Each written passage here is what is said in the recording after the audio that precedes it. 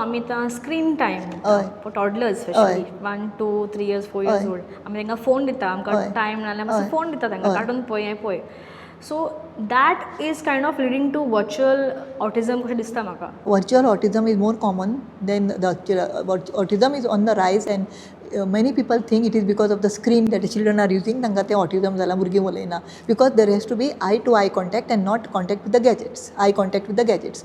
अशें खूब लोकांक दिसता, but the main problem, autism is a developmental disease.